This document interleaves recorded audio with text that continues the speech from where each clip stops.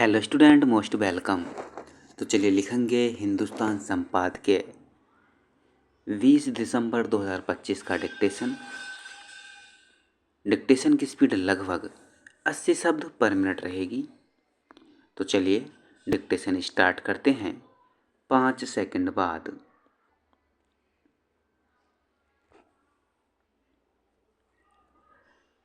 संसद का शीतकालीन सत्र कुल मिलाकर यादगार बीता है, जहां अनेक बड़े फैसले हुए हैं तो कुछ ऐतिहासिक बहसें भी हुई हैं।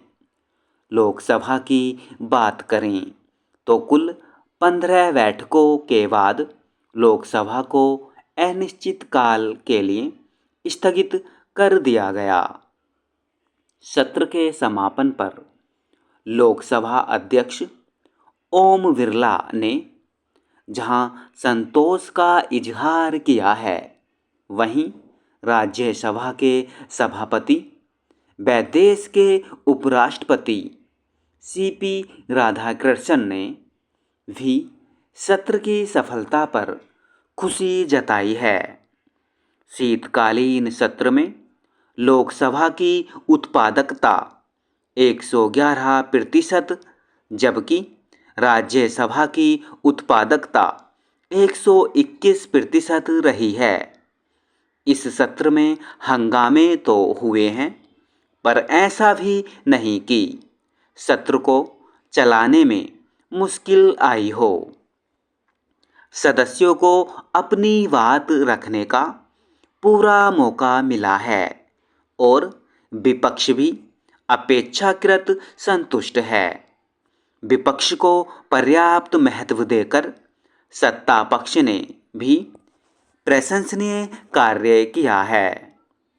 संसद के 19 दिवसीय शीतकालीन सत्र में कई महत्वपूर्ण विधेयक पारित हुए हैं, जिनमें मनरेगा की जगह नया रोजगार संबंधी विधेयक शामिल है।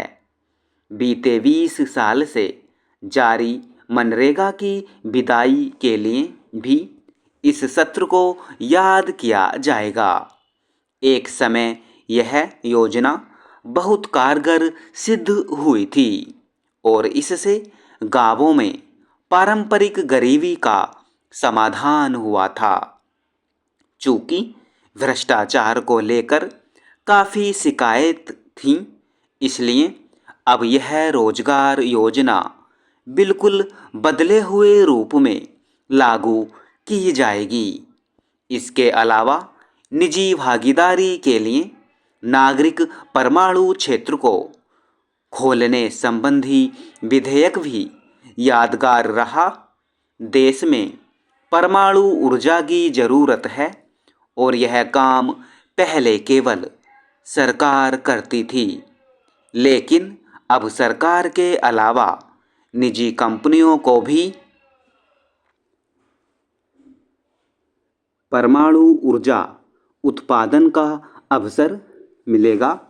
हम यह उम्मीद कर सकते हैं कि आने वाले 10 वर्षों में देश ऊर्जा के आकाश में नई ऊंचाइयों को छूने लगेगा। हालांकि सरकार को यह ध्यान रखना होगा कि ऊर्जा के मामले में उसकी पकड़ ढीली नहीं होनी चाहिए। ऊर्जा क्षेत्र में निजीकरण विस्तार से बहुत महत्वपूर्ण है। परमाणु क्षेत्र में निजीकरण अतः विशेषज्ञ कंपनियों को ही इस दिशा में आगे लाना चाहिए।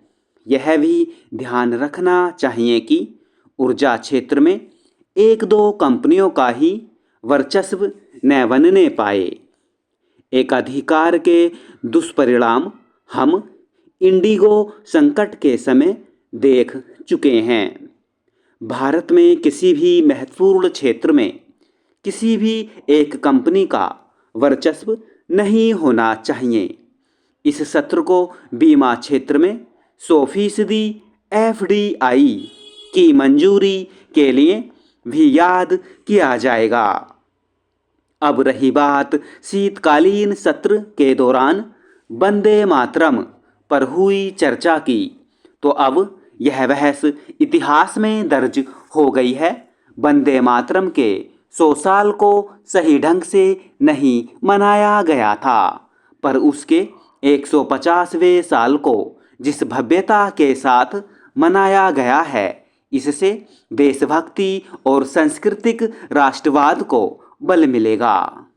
इसके अलावा मतदाता सूची गहन पुनरीक्षण अर्थात SIR पर बहस से भी हम सीख सकते हैं। चुनाव सुधार जरूरी है और इतिहास से सीखते हुए हमें इन सुधारों को अंजाम देना चाहिए। इतिहास सबक लेने के लिए ठीक है, लेकिन ज़रूरत से ज़्यादा इतिहास की चर्चा भी बहुत लाभदायक नहीं होती है। अगले सत्र में हर पार्टी को यह कोशिश करनी चाहिए कि इतिहास संबंधी आरोप प्रत्यारोप से बचें और देश को तेजी से आगे बढ़ाने के उपाय सुनिश्चित करें। एक अफसोस भी है कि इन दिनों राष्ट्रीय राजधानी क्षेत्र रिकॉर्ड प्रदूषण से घिरा हुआ है, पर इस सत्र में सांसदों ने इस पर चर्चा की प्रबल इच्छा शक्ति का प्रदर्शन नहीं किया। स्टॉप।